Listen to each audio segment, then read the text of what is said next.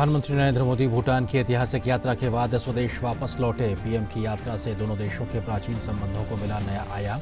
प्रधानमंत्री ने राष्ट्रीय स्मारक चोटेन का किया दौरा। पारंपरिक सांस्कृतिक कार्यक्रमों के बीच पीएम मोदी का भव्य स्वागत हुआ।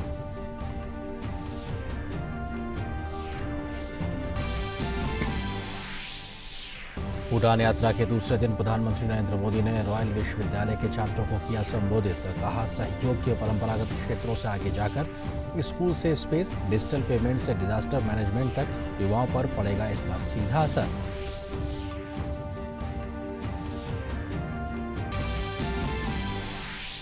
रक्षा मंत्री राजनाथ सिंह ने पाकिस्तान को दिया कड़ा संदेश। कहा, आतंकवाद को समर्थन करते रहने तक नहीं होगी पाकिस्तान से कोई बातचीत और अब केवल पाकिस्तान अधिकृत कश्मीर पर ही होगी बात।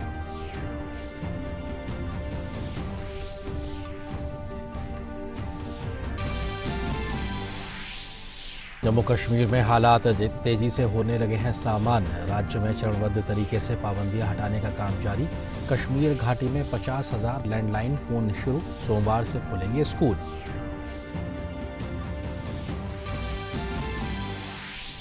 हरियाणा के पूर्व मुख्यमंत्री वीएस हुड्डा ने धारा 370 पर केंद्र सरकार के फैसले का किया समर्थन। कहा, कांग्रेस पार्टी हुई दिग्भ्रमित।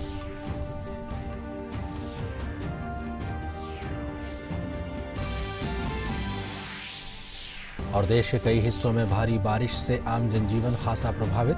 हिमाचल प्रदेश और उत्तराखंड में कई जगह भूस्खलन और बाढ़। 2 दर्जन से अधिक लोगों की मौत।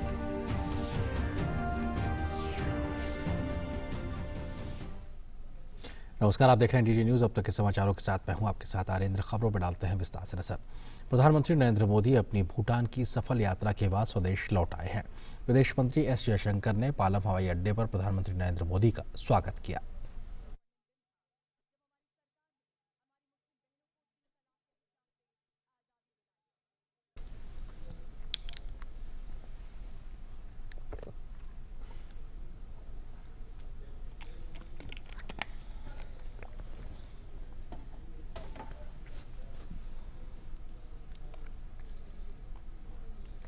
प्रधानमंत्री नरेंद्र मोदी ने कहा है कि भूटान के छात्रों में असाधारण चीजें करने की शक्ति और क्षमता है, जो कि भावी पीढ़ी को प्रभावित करेगा। प्रधानमंत्री ने इस दौरान अंतरिक्ष और डिजिटल भुगतान जैसे नए क्षेत्रों में दोनों देशों के बीच व्यापक सहयोग का प्रस्ताव भी रखा है। भूटान के रॉयल विश्वविद्यालय में छात्रों को संबोधित करते हुए प्रधानमंत्री मोदी ने उनसे लगन से काम करने और हिमालयी देश को ऊंचाइयों पर ले जाने को कहा है।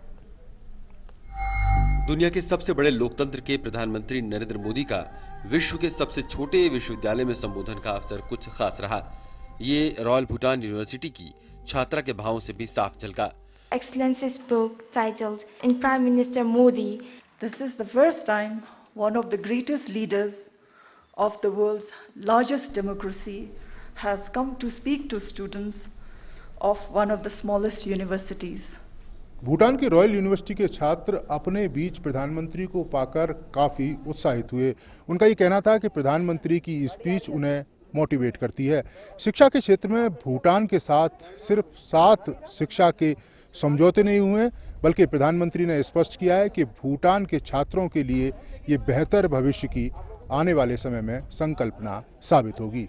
रॉयल भूटान विश्वविद्यालय में युवाओं को संबोधित करते हुए पीएम मोदी ने भारत और भूटान के बीच शिक्षा पर आधारित पुराने और नए संबंधों का उल्लेख किया। Education and learning have been central to this ties between India and Bhutan. In ancient times, Buddhist teachers and scholars from the bridge of learning between our peoples. We welcome more students of Buddhism from Bhutan in institutions such as Nalanda university. Bharat और भूटान के बीच अंतरिक्ष के क्षेत्र में सहयोग को नया आयाम मिला है। थिम्पू में दक्षिण एशिया उपग्रह के ग्राउंड स्टेशन का भी उद्घाटन किया गया। प्रधानमंत्री ने कहा कि दोनों देश अब सहयोग के पारंपरिक क्षेत्रों से आगे बढ़ते हुए नए क्षेत्रों में सहयोग की शुरुआत कर रहे हैं।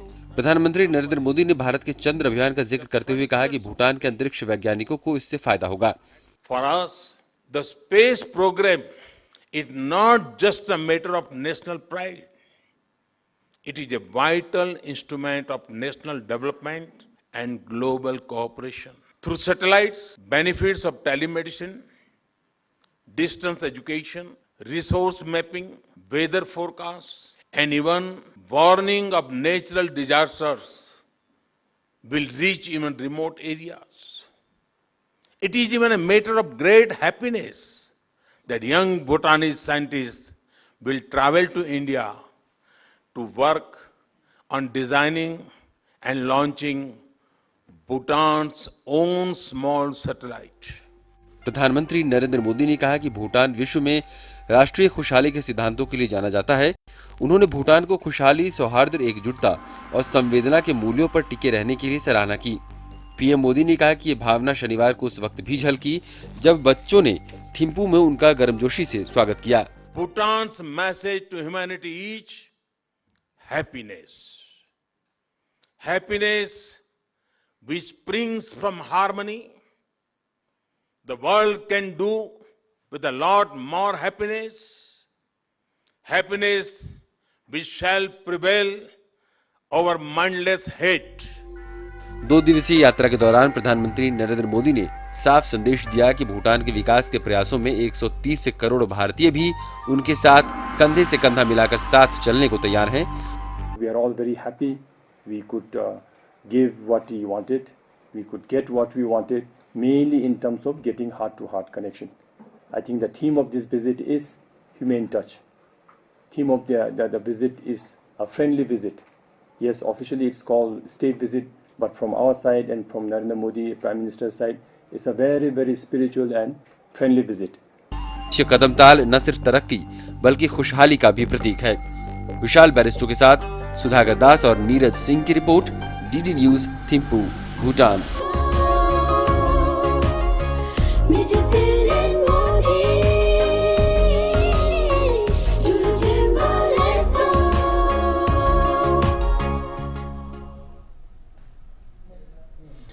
प्रधानमंत्री नरेंद्र मोदी ने एग्जाम वॉरियर नाम से एक पुस्तक की रचना की है जो छात्रों को जीवन जीने के तरीके को बताती है। भूटान के प्रधानमंत्री लोटे शेरिंग ने एक फेसबुक पोस्ट के जरिए पीएम मोदी की इस किताब की प्रशंसा की है। प्रधानमंत्री ने अपने भूटानी समकक्ष का फेसबुक पोस्ट के लिए आभार व्यक्त किया है। उन्होंने कहा कि किताब में साझा किए गए मंत्र बौद्ध ग्रंथों से लिए गए हैं। Absolutely delighted to read Your Excellency's book titled Exam Warriors, which I believe is full of truths about giving the power to empower.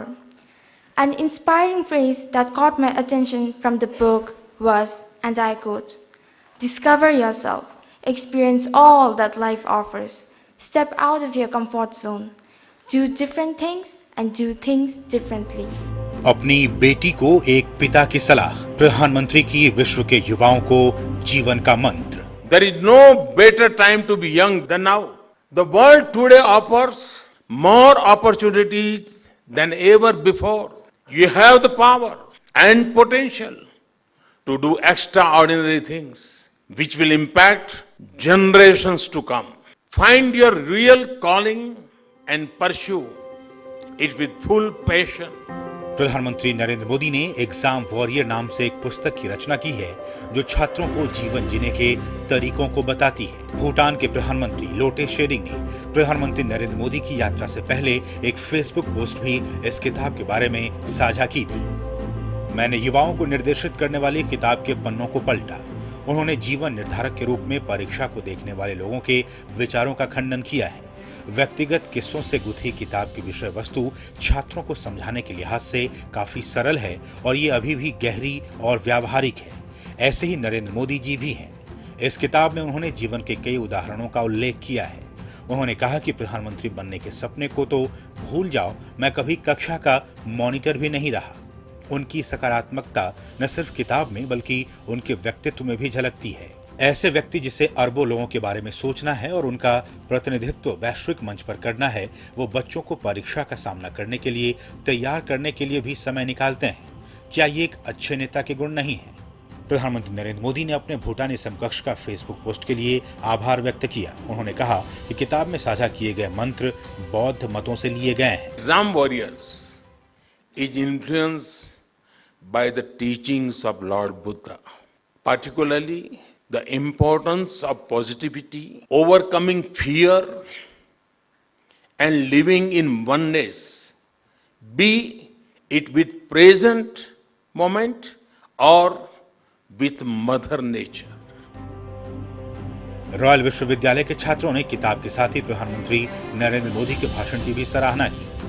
The book Exam Warriors became a friend not only to me but also to millions of youth, not only while taking exams but also in facing life. His speech was really motivating and encouraging to the students as well the audience here, because from his speech he talked about the strong bond between the India and Bhutan, and that is the main key to the success of the prosperity and success of the two countries. बहुत अच्छा लगा और फिर हम photo session भी था, बहुत golden opportunity थी हमारे लिए। प्रधानमंत्री नरेंद्र मोदी का युवाओं के लिए सफलता का मंत्र काफी सरल है।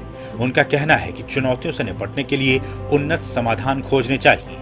पीएम का मानना है कि कोई भी बाधा आपको नहीं रोक सकती। इसके साथ ही हमेशा अपनी अंतरात्मा की आवाज सुननी चाहिए और पूरी अभिलाषा के साथ बड़े हित में काम करना चाहिए।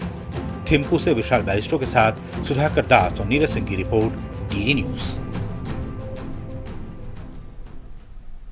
और ट्रिपल तलाक के विषय पर इस वक्त दिल्ली में एक कार्यक्रम आयोजित हो रहा है, जिसमें गृह मंत्री अमित शाह अपना उद्बोधन दे रहा है। ये सीधे सुनते हैं। क्षेत्र की परिस्थिति के अंदर और हमारे राजनीतिक विचारधारा प्रवाह के अंदर ऐसी क्या चीज थी जो हमें रोकती थी? मैं इस विषय पर आप सबको जरूर बात करना चाहता हूं। कोई भी कुप्रथा हो, कोई भी सामाजिक दूषण हो, उसको जब निर्मूल करते हैं तो समाज में विरोध नहीं होता है, उसका स्वागत होता है। परंतु ट्रिपल तलाक की कुप्रथा को, इस सामाजिक दूषण को, करोड़ों माताओं बहनों को अन्याय करने वाले इस रिवाज को हटाने के लिए इतना विरोध, इतना आंदोलन क्यों हुए? उसके पीछे एक तुष्टीकरण का भाव और तुष्टीकरण की राजनीति जिम्मेदार है। आजादी के पहले ही भारत को टूटते हुए बचाने के लिए तुष्टीकरण की शुरुआत हुई और वो तुष्टीकरण ही भारत को टूटने का कारण बना। और आजादी के बाद 60 के दशक के बाद ये तुष्टीकरण धीरे धीरे धीरे धीरे वोट बैंक निर्मित करने का एक जरिया बना। और वोट बैंक के आधार पर अपनी सत्ता को बचा रखना, वोट बैंक के आधार पर दूसरी बार सत्ता पर आना, सालों साल सत्ता पर आना, इसकी आदत जैसे कुछ राजनीतिक पार्टियों को पड़ गई और इसी के कारण ऐसी कुप्रथाएं चलती रही। ये तुष्टीकरण की पॉलिटिक्स, तुष्टीकरण की राजनीति, वोट बैंक की राजनीति ने इस देश का कई दृष्टि से नुकसान किया।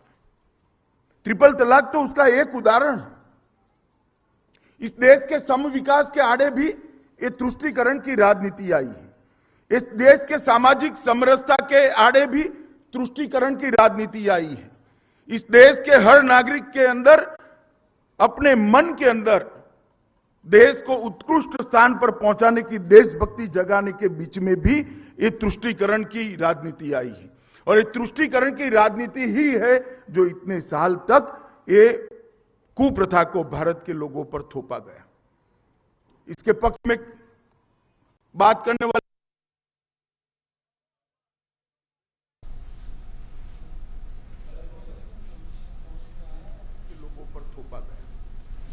इसके पक्ष में बात करने वाले कई सारे तर्क देते हैं।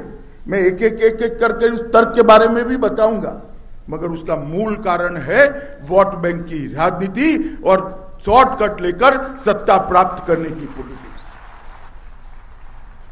जब आप समाज का पूरे समाज का विकास की कल्पना लेकर जाते हो तब परिश्रम करना पड़ता है, इसके लिए मेहनत करनी पड़ती है, इसके लिए प्लानिंग करना पड़ता है, इसके लिए आपके मन के अंदर संवेदना चाहिए, वोटों की लालच नहीं चाहिए। अब जब जिनके मन में वोटों की लालच है, सत्ता की भूख है, लोगों के लिए संवेदना नहीं है, वो तुष्टीकरण जैसे शॉर्टकट को अपनाते हैं।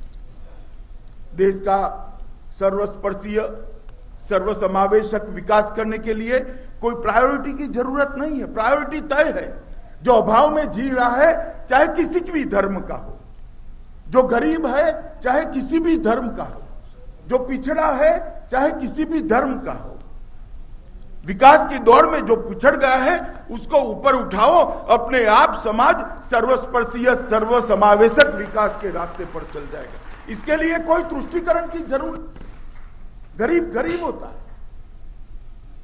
है, चाहे हिंदू हो, मुसलमान हो, क्रिश्चियन हो, पारसी हो, जैन हो, इसकी गरीबी ही उसको विकास के लाइन में सबसे आगे खड़े रखने के लिए पात्र बना देती है, इसका धर्म नहीं बनाता।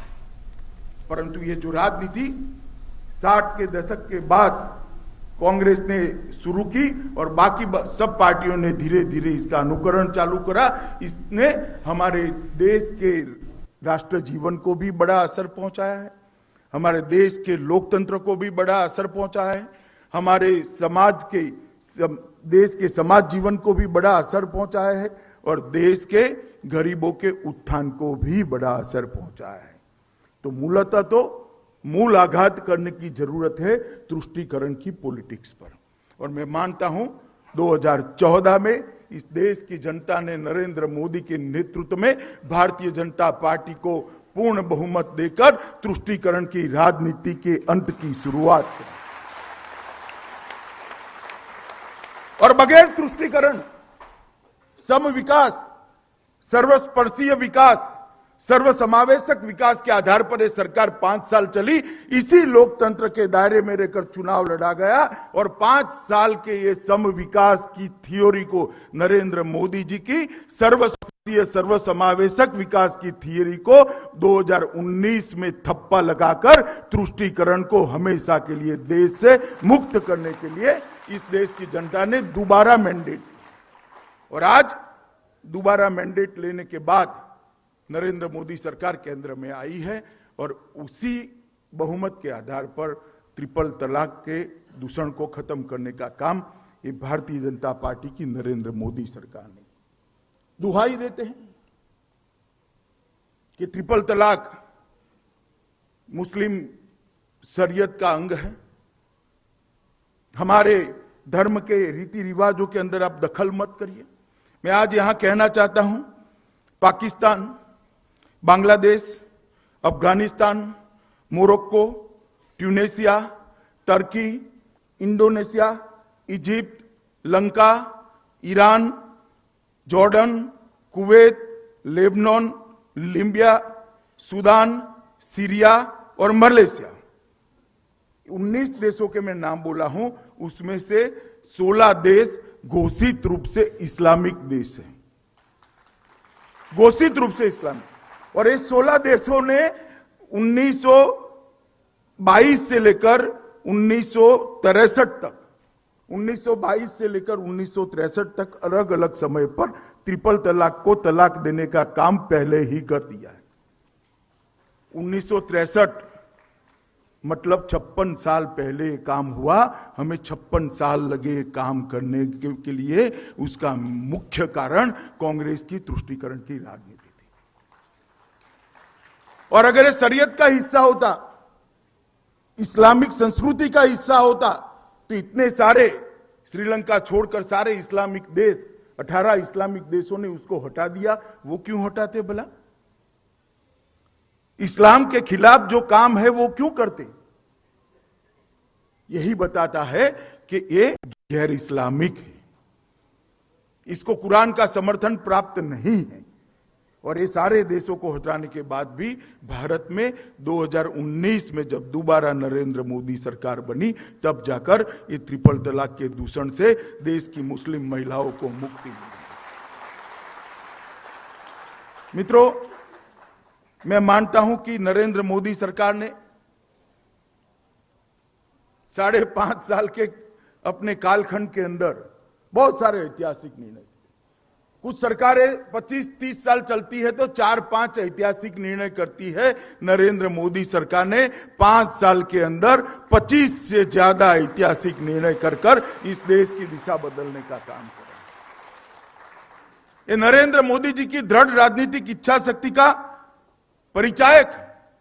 कई लोग आरोप लगाते हैं भारतीय जनता पार्टी पर, नरेंद्र मोदी सरकार पर कि हमने ये काम जो किया है वो मुस्लिम विरोधी काम। मैं स्पष्ट करना चाहता हूं, ट्रिपल तलाक केवल और केवल मुस्लिम समाज के फायदे के लिए है, किसी के फायदे के लिए है तो मुस्लिम समाज। इससे कोई हिंदू, ईसाई, जैन को फायदा नहीं होने वाला है, क्योंकि उनको तो ट्रिपल तलाक की प्रताड़ना सहनी ही नहीं पड़ती थी। ट्रिपल तलाक की प्रताड़ना मुस्लिम समाज की आबादी के 50% मतलब सभी मुस्लिम बहनों और माताओं को सहनी पड़ती थी। ये उनके फायदे के लिए है। उनको, नारी को ईश्वर ने जो अधिकार दिया है, समानता का अधिकार, वो अधिकार उसको प्राप्त हो, इसलिए ट्रिपल तलाक लेकर आए। और आज भी अगर हम नहीं लेकर आते हैं तो दुनिया के सामने मैं मानता हूं कि भारत की लोकतंत्र के लिए बहुत बड़ा धब्बा होता अगर आज भी हम न करते। रहने वाली साहबानों, उनको ट्रिपल तलाक दे दिया गया। साहबानों जिन्हें न्यायिक मैजिस्ट्रेट से लेकर हाई कोर्ट तक और अंत में सुप्रीम कोर्ट तक अपने मेंटेनेंस के लिए एक न्याय की लड़ाई लड़ी, और सुप्रीम कोर्ट ने 23 अप्रैल 1985 के दिन 1985 23 अप्रैल को चीफ जस्टिस वाई चंद्रचूड़ की अध्यक्षता में उसकी खंडपीठ ने साहबानों के पक्ष में फैसला दिया और एक ऐतिहासिक कदम सुप्रीम कोर्ट ने उठाया। सब आशा करते थे, चलो पॉलिटिकल इच्छा शक्ति नहीं थी, राजनीतिक इच्छा शक्ति नहीं थी, पॉलिटिकल विल नहीं थी, अब तो सुप्रीम कोर्ट ने कह दिया सरकार इसको आगे बढ़ाएगी। ट्रिपल तलाक को एबोलिश कर दिया सुप्रीम कोर्ट ने। मेंटेनेंस देना पड़ेगा, तलाक देना है, डाइवोर्स लेना है तो उसके कारण देने पड़ेंगे, ये साहबानों केस ने स्पष्ट कर दिया। मगर उस वक्त सबसे बड़े बहुमत वाली सरकार थी देश में। श्री राजीव गांधी कांग्रेस के प्रधानमंत्री लगभग 400 के बहुमत के साथ संसद के अंदर शासन कर रहे थे। और वो दिन संसद के इतिहास में एक काला दिन माना जाएगा कि मुस्लिम ऑर्थोडॉक्स सोच रखने वाले लोगों के और वोट बैंक के दबाव में आकर राजीव गांधी ने कानून बनाकर सुप्रीम कोर्ट के फैसले को निरस्त कर मुस्लिम महिलाओं को फिर से एक बार ट्रिपल तलाक के दूषण को उनके पर थोप दिया। और आज भी कांग्रेस पार्टी, आप सब लोग सेम कह रहे हो, कांग्रेस पार्टी को आज भी शेम नहीं है, उनको जरा भी संकोच नहीं है। वो निसंकोच कहते हैं कि हम ट्रिपल तलाक के पक्ष में हैं, ये रहना चाहिए। क्यों रहना चाहिए? कोई कारण नहीं है, कोई कारण नहीं देते। जब हमारे मंत्री श्री रविशंकर प्रसाद बिल लेकर आए, उन्होंने पूछा भैया बताओ कि क्यों रहना चाहिए कानून, इससे मुस्लिम महिलाओं का भला किस प्रकार से है, कोई तर्क दे दे, हम मानेंगे, हम खुले मन के साथ आए। एक जस्टिफिकेशन तो दे दो। जस्टिफिकेशन नहीं देना, इधर की दलील उधर की दलील कर इसका विरोध करना और ये विरोध दर्ज करा देना जिससे हम अपनी वोट बैंक को संभाल कर रहे। मैं आज याद करना चाहूंगा आरिफ मोहम्मद खान को, और उनको मन से सभी की ओर से धन्यवाद भी देना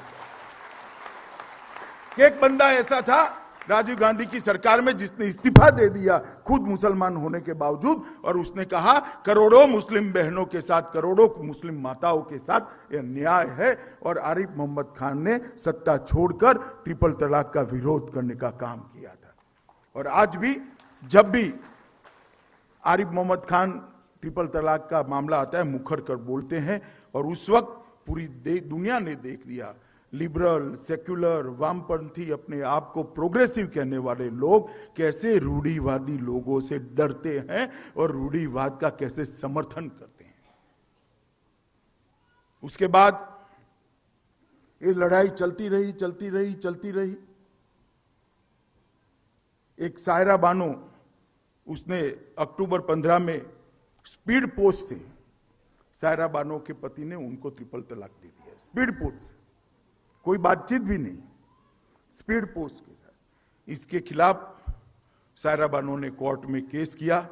चलते ये मामला 2017 में सुप्रीम कोर्ट के पास आया और 3 तलाक के लिए इस पर निर्णय करने के लिए सुप्रीम कोर्ट ने 5 जजों की संवैधानिक खंडपीठ की रचना की और संवैधानिक खंडपीठ ने 3-2 के बहुमत के साथ ट्रिपल तलाक को गैर इस्लामिक और गैर संवैधानिक घोषित कर फिर से एक बार एक नई शुरुआत करी। सबको लगता था कि इस बार भी सायरा बानो बेचारी लड़ी, संघर्ष करा, झगड़ी, कटमुल्लों का विरोध सहन करना पड़ा, कट्टरवादियों का विरोध सहन करना पड़ा। क्या होगा, इसका क्या फायदा, कौन सरकार करेगी? मगर इस बार परिस्थिति बदली थी। कांग्रेस की सरकार नहीं थी, राजीव गांधी प्रधानमंत्री नहीं थे, भारतीय जनता पार्टी की सरकार थी और नरेंद्र मोदी देश के प्रधानमंत्री बने थे। इस बार तय किया सरकार ने कि हम एक कुप्रथा को हमेशा के लिए समाप्त करेंगे और उसी वक्त कैबिनेट के अंदर प्रस्ताव हुआ और तलाकुल बिद्दत को हमेशा के लिए समाप्त करने का निर्णय किया गया। मगर रास्ता इतना आसान नहीं था। बिल लेकर मोदी सरकार आई संसद के सामने और बिल के अंदर इसकी प्रस्तावना में बहुत तरीके से उन्होंने लिखा था, क्योंकि प्रस्तावना हम ऐसा मानते हैं कि सब लोग पढ़ते हैं। इसके अंदर किया था, कहा गया कि 5 जजों ने कहा है कि 3 तलाक संविधान के अनुच्छेद 14 का उल्लंघन है, समानता के अधिकार का उल्लंघन है। नरीमान और श्री ललित दोनों ने कहा it is unconstitutional, arbitrary and void. जज कुरियन साहब ने कहा if it is seen in Quran how it can be legal in law. अगर कुरान के अंदर पाप है तो कानून के अंदर कैसे वो सत्य हो सकता है? और अल्टीमेटली 3-2 के बहुमत के साथ ये निर्णय दिया गया कि ट्रिपल तलाक गैर संवैधानिक भी है और गैर कानूनी भी है।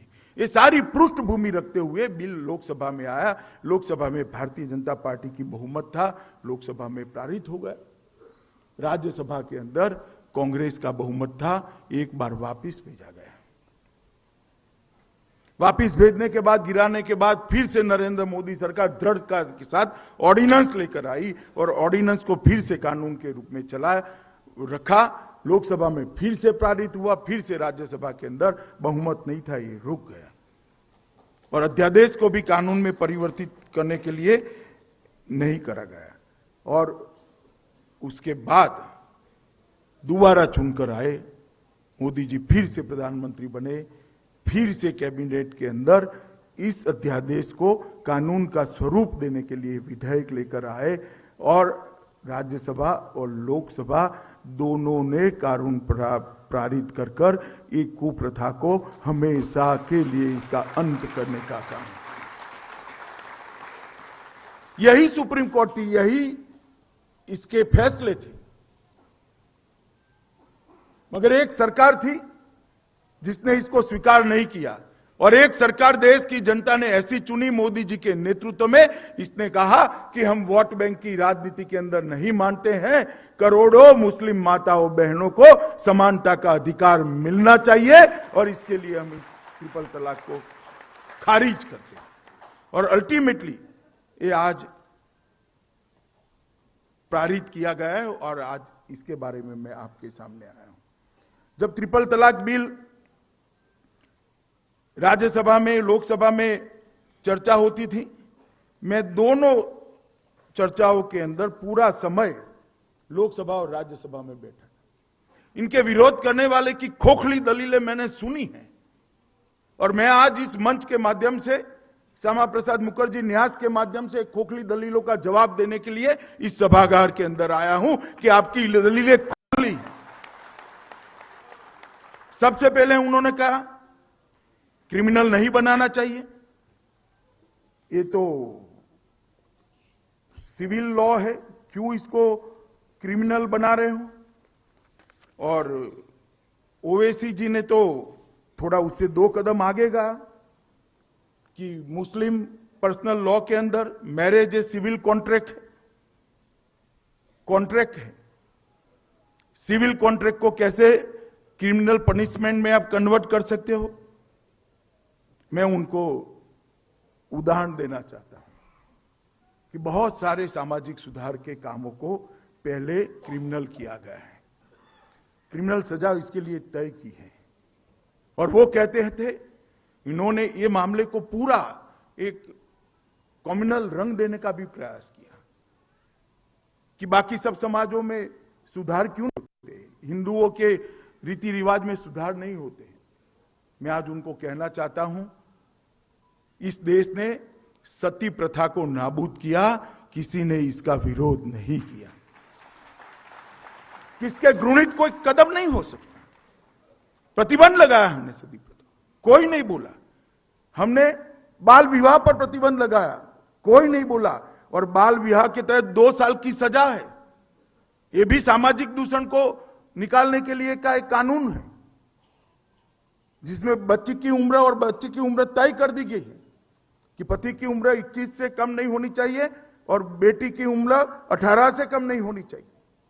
अगर कोई उल्लंघन करता है तो माता पिता समेत शादी कराने वाले पंडित को भी 2 साल की सजा का प्रावधान किया है।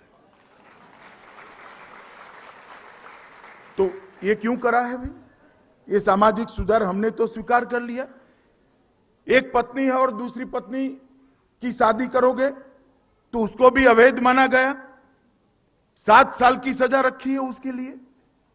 यह भी सिविल कानून में क्रिमिनल प्रोविजन किया है।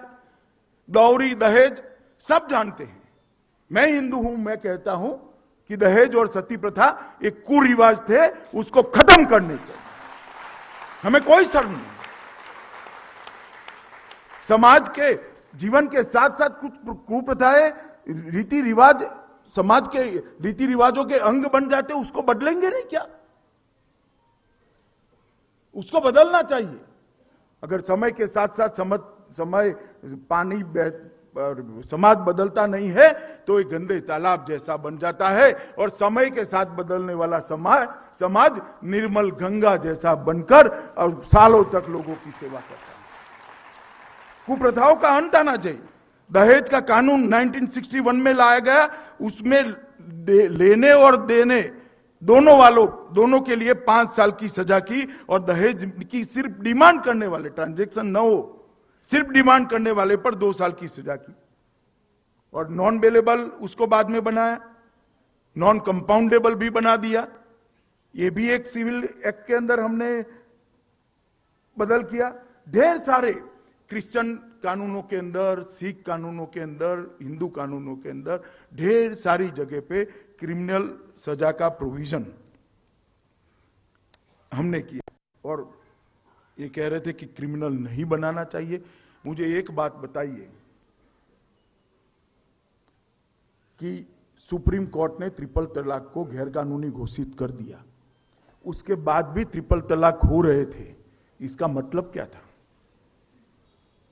ट्रिपल तलाक तो गैर कानूनी हो गया था। फिर ट्रिपल तलाक होते थे तो उसको रोकना कैसे? और दलील दे रहे थे कि भाई क्रिमिनल बनाओगे तो रुक जाएगा। मैं ऐसा नहीं मानता हूं, मगर आपकी दलील को एक्सेप्ट कर ले तो हत्या करने के लिए सजा रखी है, हत्याएं नहीं रुकती है तो हत्या करने की सजा उठा ले क्या?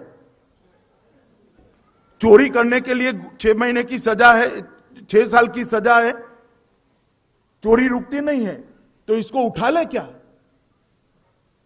ये कानून शिक्षात्मक नहीं है, शिक्षणात्मक है। लोगों का एजुकेशन करने के लिए लोगों के पर एक भय रहेगा कि करोगे तो मुझे सजा होगी। आस पास में लड़की के माँ बाप, लड़की के भाई, हस्बैंड के माँ बाप, दूल्हे के माँ बाप, उसके भाई बहन सब मिलकर बात करेंगे, रास्ता निकालेंगे और फिर से उनका लग्न जीवन शुरू होगा। इसलिए कानून है, किसी के लग्न को तोड़ने के लिए नहीं है, किसी के मैरिज को तोड़ने के लिए कानून नहीं है। मगर आप जो आर्ग्यूमेंट करते हो इसका कोई प्रोविजन ही नहीं है। और कहते हैं कि जेल में जाएगा तो वो जो महिला है, मुस्लिम महिला, उसका मेंटेनेंस कौन देगा? मुझे तो हंसी आती है। गुलाम नबी साहब खुद मुस्लिम हैं और ऐसी आर्ग्यूमेंट कर, उनको मालूम नहीं है ट्रिपल तलाक में मेंटेनेंस का प्रोविजन ही नहीं है।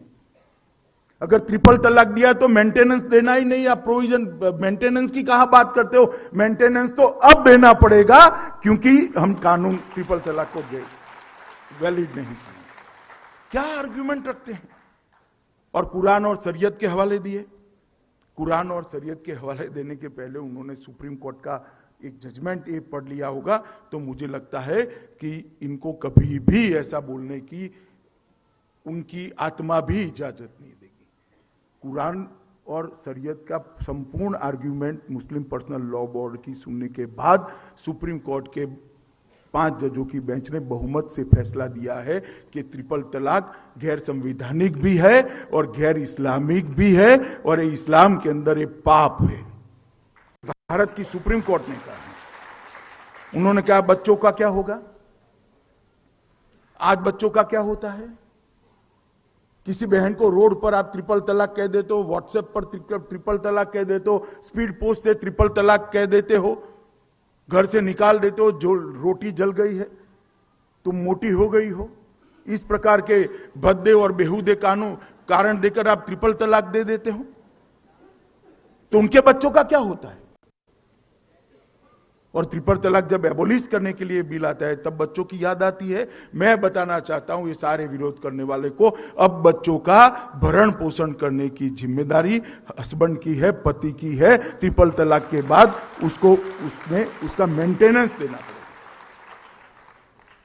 इसका दुरुपयोग होगा तो हमने सुधार कर लिया कि भी दुरुपयोग नहीं होना चाहिए। या तो वो महिला जो पीड़ित है वो केस कर सकती है, या तो उसके सीधे ब्लड रिलेशन में जो लोग हैं वो ही केस कर सकते हैं। उसके बाद में दुरुपयोग की बात कहां रही? और बेल के लिए भी कहा कि जब तक महिला को सुनवाई नहीं होगी बेल नहीं मिलेगा। और मैं मानता हूं इसको उनको ना मुस्लिम महिलाओं की चिंता है, ना मुस्लिम महिला के बच्चों की चिंता है। उनको केवल और केवल अपने वोट बैंक की चिंता है, इसलिए ये लोग ट्रिपल तलाक का विरोध कर रहे हैं। मैंने कॉरिडोर में इसका जो विरोध कर रहे थे वो सारे सांसदों को कहा था कि एक बार ओपन फोरम में मीडिया के सामने चर्चा के लिए आप आइए। अगर हाँ बोलते तो आज वो भी वक्ता होते, मगर इसमें किसी को इंटरेस्ट नहीं है, इसमें किसी को इस तैयारी भी नहीं है। और अब एक कानून आने के बाद ट्रिपल तलाक आज कानून के बाद गैर कानूनी हो गया है। तलाकुल बिद्दत मतलब एक साथ ट्रिपल तलाक कहने का जो अधिकार था वो मुस्लिम पुरुषों से ले लिया गया है, महिलाओं को संरक्षित किया गया है।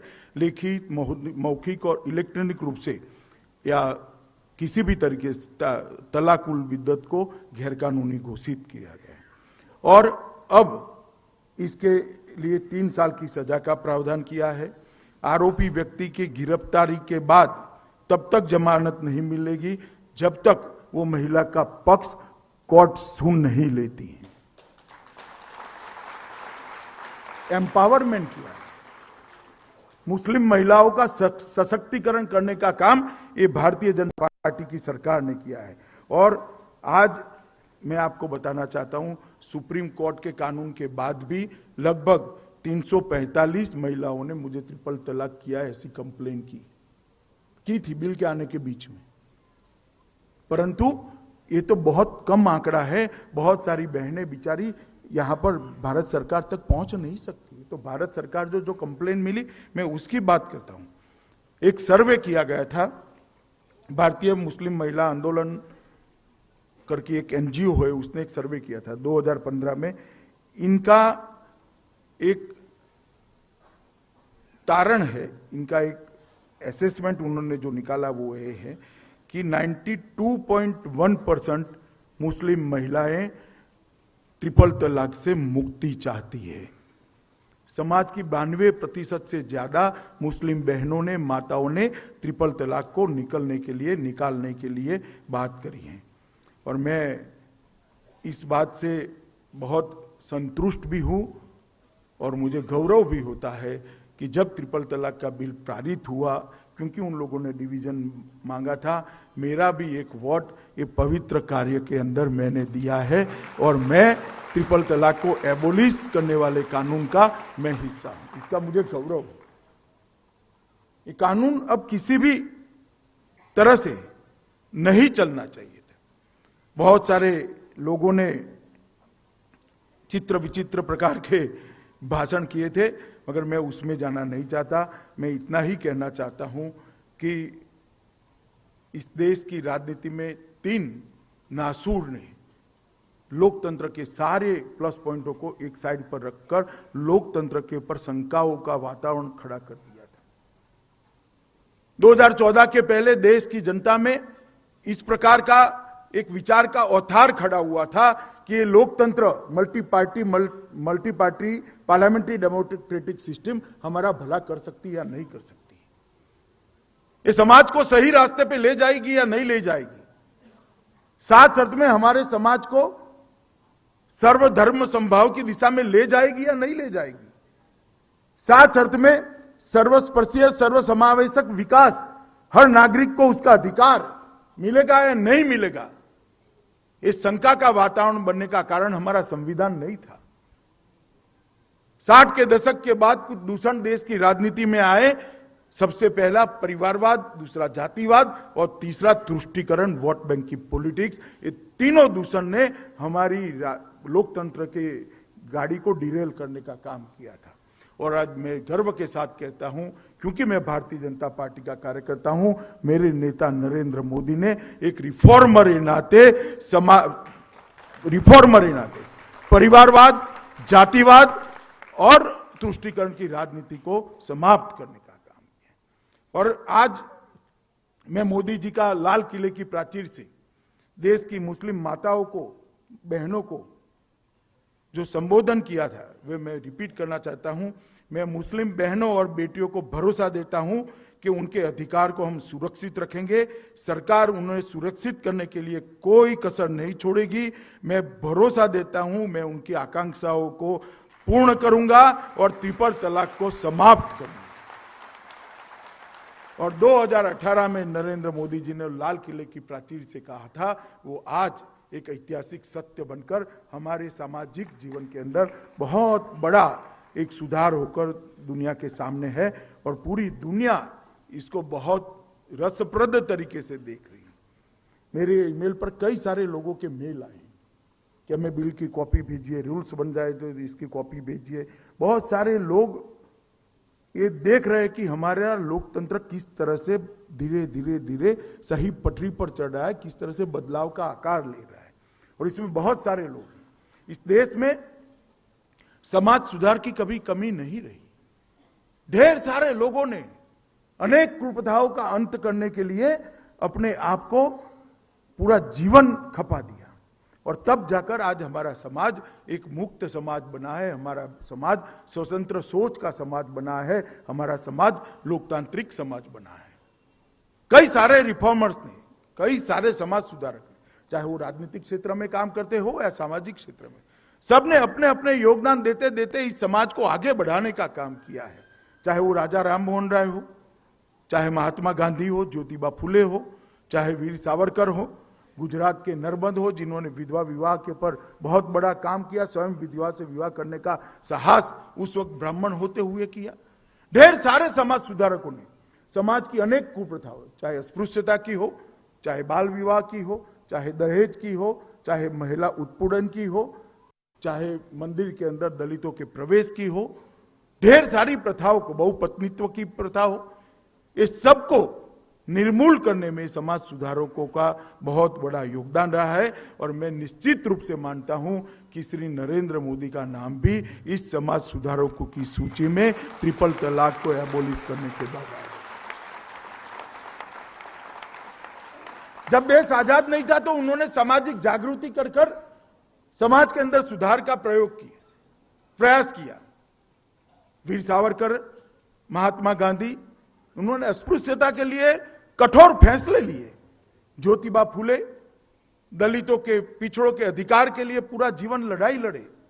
आंबेडकर जी जब संविधान बनाने का उनको मौका मिला, उन्होंने सारे वर्गों का उत्थान कैसे हो इसके लिए पूरा योगदान दिया। राजा राम मोहन राय ने सामाजिक जागृति फैलाकर, नरबंद ने सामाजिक जागृति फैलाकर ढेर सारी बुराइयों के खिलाफ लड़ाई लड़ी। और नरेंद्र भाई भी जब प्रधानमंत्री बने संसद की शक्ति का उपयोग कर कर एक बहुत बड़ी कुप्रथा को, एक कलंक को देश के अंदर से समाप्त करने का काम किया। और मैं मानता हूं कि यात्रा यहां से रुकनी नहीं चाहिए। ये देश तुष्टीकरण के आधार पर नहीं चलना चाहिए, देश जातिवाद के आधार पर नहीं चलना चाहिए, ये देश परिवारवाद के आधार पर नहीं चलना चाहिए, ये देश क्षमताओं के आधार पर चलना चाहिए। जिसके अंदर क्षमता पड़ी है उसको प्लेटफॉर्म मिलना चाहिए और उसको देश का भला करने का मौका मिलना। और देश ऐसे चलना चाहिए जो पीड़ित है, जिसके अधिकारों का हनन होता है, चाहे वो किसी भी जाति का हो, किसी भी धर्म का हो, किसी भी संप्रदाय का हो, उसके हमारे संविधान के तहत संरक्षण मिलना चाहिए। और आज करोड़ों मुस्लिम माताओं बहनों को हमारे संविधान के तहत संरक्षण देने का काम देश के प्रधानमंत्री नरेंद्र मोदी जी ने किया है, भारतीय जनता पार्टी की सरकार ने किया है। और इसलिए मैं इस मंच पर से श्री नरेंद्र मोदी को लाखों लाखों बधाइयां और साधुवाद देना चाहता हूं। उन्होंने दृढ़ राजनीतिक इच्छा शक्ति के साथ 3 बार बिल को वापस लेना पड़ा, बिल गिर गया, फिर भी धीरज गवाए बगैर धीरे धीरे धीरे धीरे कर कछुए की गति से ये बिल को पारित कर कर आज कानून में परिवर्तित कर कर मुस्लिम महिलाओं को समानता का अधिकार देने का काम किया है। और मैं देश के करोड़ों नागरिकों को भी कहना चाहता हूं कि आपका एक वोट देश का भविष्य बनाता है। किसी भावावेश के अंदर किसी जाति को देखकर कोई कम सोच के कारण हमें ये मिल लिए तो इसको वोट दे दे, इस तरह से वोट मत दीजिए।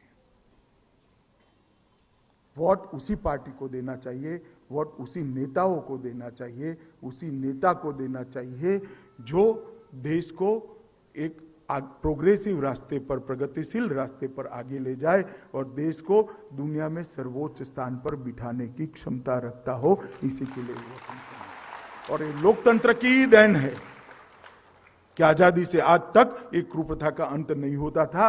देश की 125 करोड़ की जनता ने नरेंद्र मोदी जी को अधिकार दिया, पूर्ण अधिकार दिया दोनों सदनों के अंदर। इसका परिणाम है कि आज एक कुप्रथा समाप्त हो गई है। और मैं आज इस मंच से देश की करोड़ों मुस्लिम माताओं और बहनों को भी इतने सालों तक आप लोगों को जो तकलीफ सहनी पड़ी, इसका एक नागरिक के नाते क्षमा मांगकर बहुत बहुत बधाई देना चाहता हूं कि आपका आगे का जीवन बहुत शुभ होने वाला है।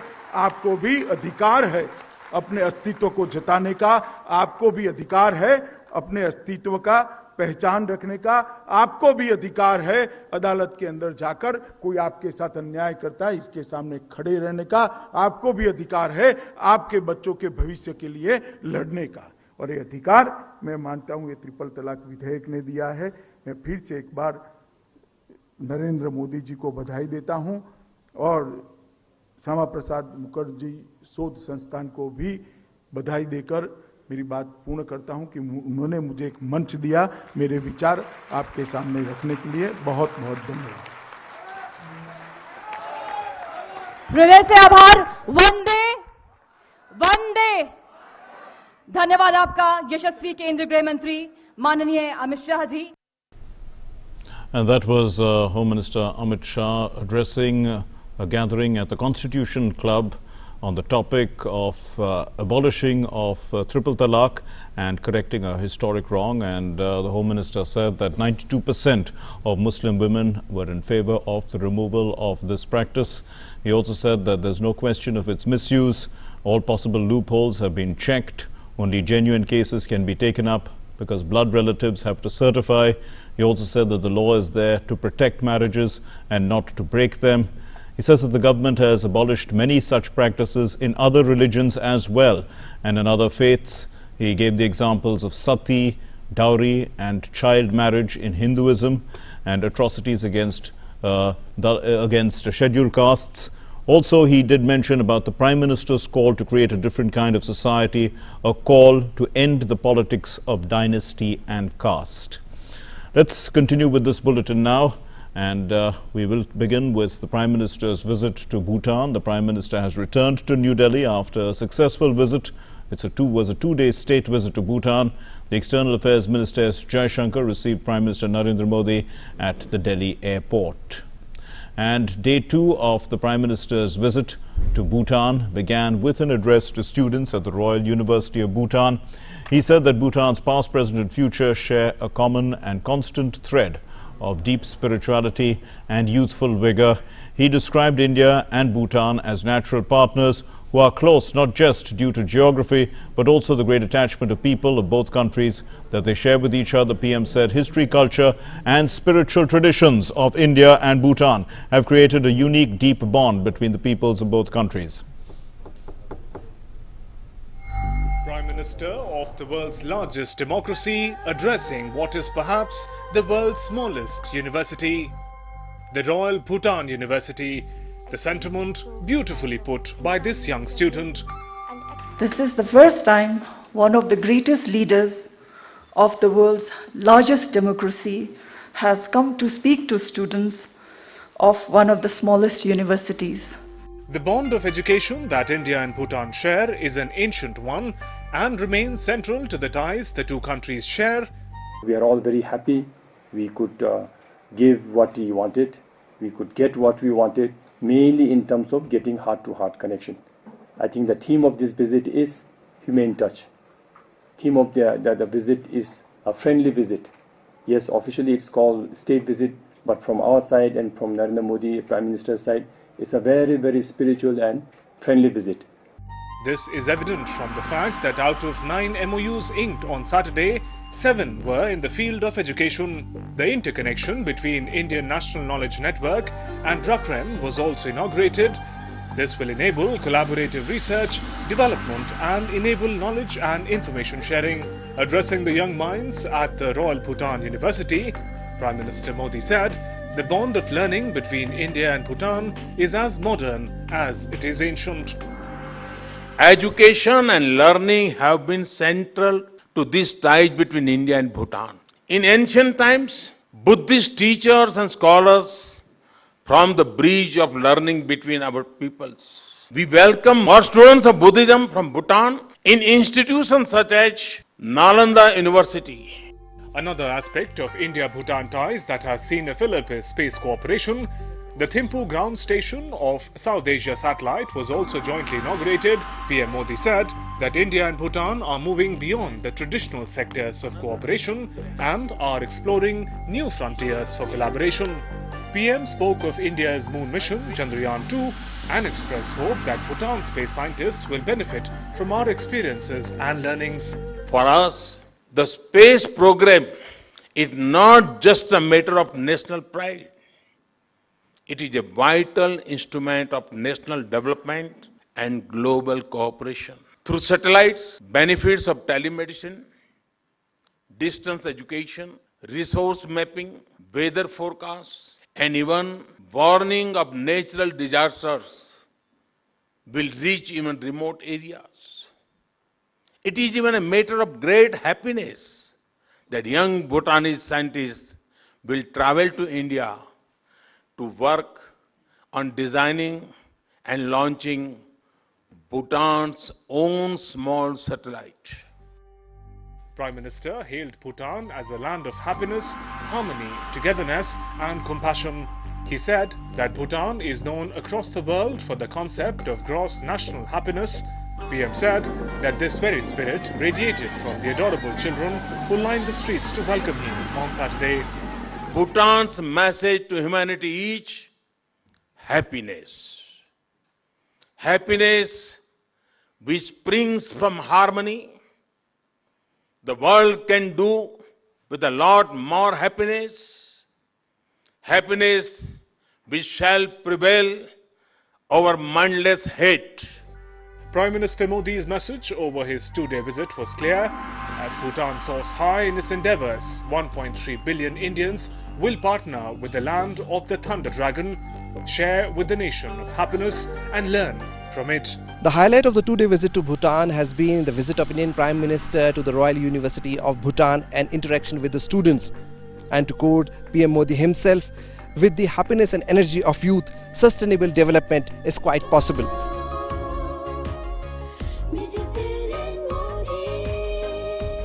Vishal Baristo, Sudhakar Das and Neeraj Singh in Thimphu for DD News.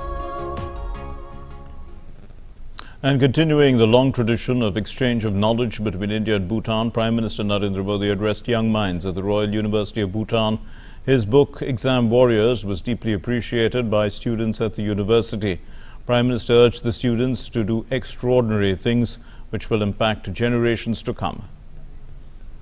I was absolutely delighted to read Your Excellency's book titled Exam Warriors, which I believe is full of truths about giving the power to empower.